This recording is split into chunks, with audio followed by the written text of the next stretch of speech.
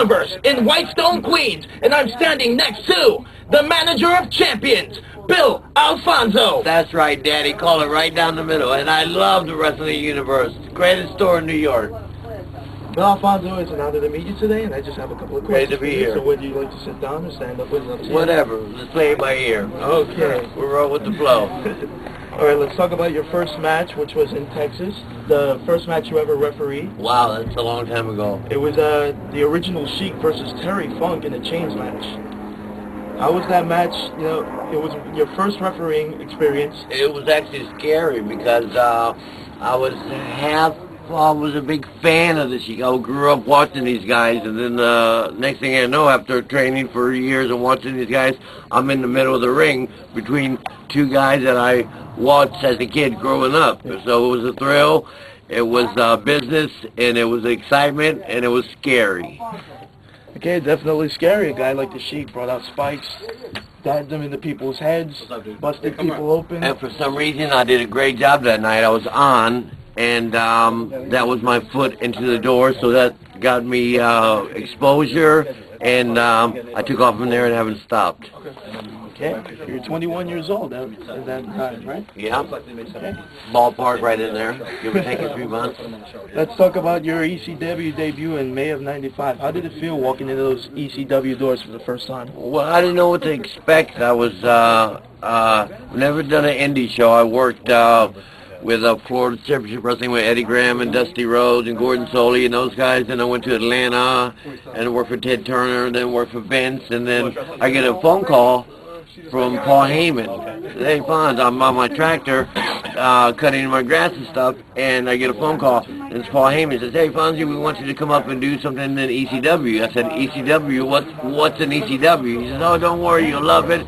We got a spot. We want you to come in, do something with you. We'll take care of you. I didn't ask about money, nothing. Just I knew Paul Heyman as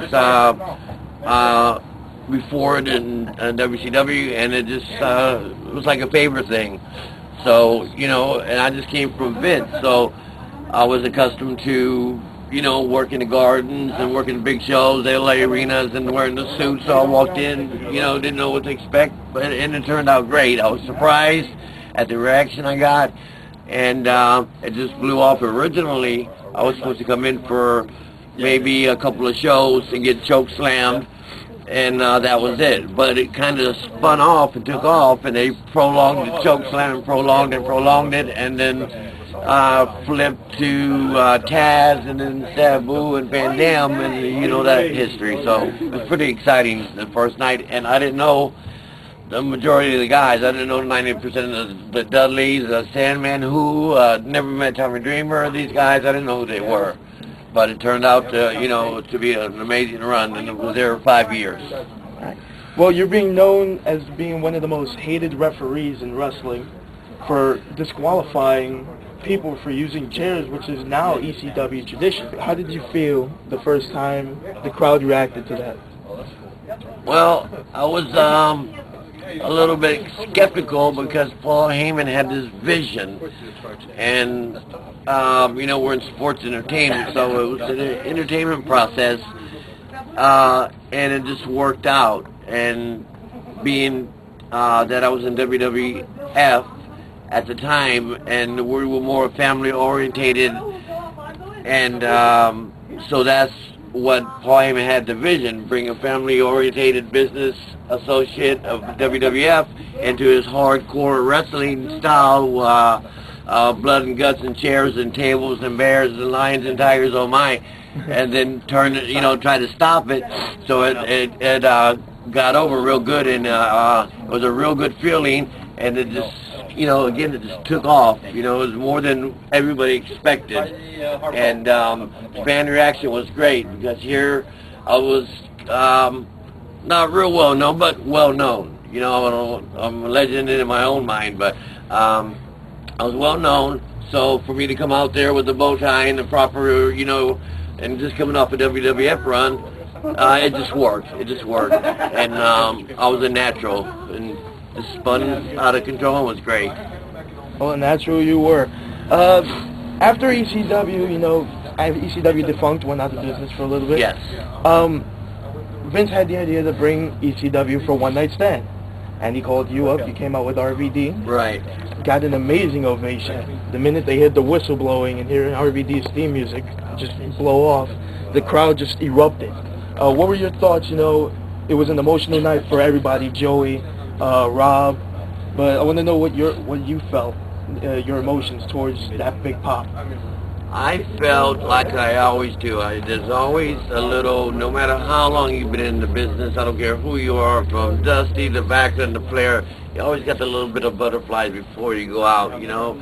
And I was real happy, and I was real appreciative, and I was grateful and thankful, and surprised and not surprised of the reception we got, because I was affiliated myself with Van Dam and Sabu, who were two great superstars in their own right, and I earned my way by working hard and doing the right thing, and then you know, sports entertainment, and then pound for pound trying to be one of the hardest workers in the business, you know, and keep my thing. I felt great, and it was a great feeling, you know, to be out there, and especially with Van Dam doing his promo, and it was coming from his heart. So it was heart, you know, after 5 years of being on the road, building this company and being a part of a great thing, it was a real satisfying experience. And you know, New York, if they like you, they like it. If they don't, they let you know about it. You know what I mean? So I was thankful for getting the reception that I got. Not surprised, but grateful. Well, we're playing a little game now. We're going to play a little word association. I'm going to name an ECW wrestler, and you're going to just tell me the first thing that comes to your mind. Be as honest as you want about it. Okay. The franchise, Shane Douglas. Talent. Sabu. Unbelievable. One of a kind. Joey Styles. Probably top three ever. Raven. Knowledge. RVD. Gifted. Paul Heyman. Paul Heyman? Take away the checkbooks and give them the writing paper. Let them write the scripts and put them in the basement, lock them up. Don't let them handle the business part.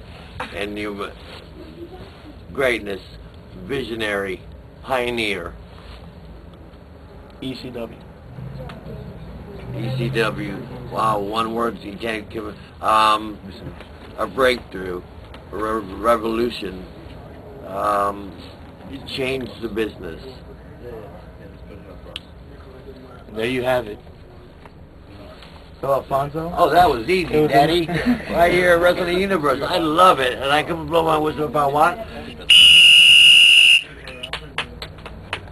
And there you have it. Bill Alfonso, an extreme manager, a legendary manager, the manager of champions, and in my book, the champion of managers. Right here at Wrestling Universe. Stop by. You never know who's going to be here.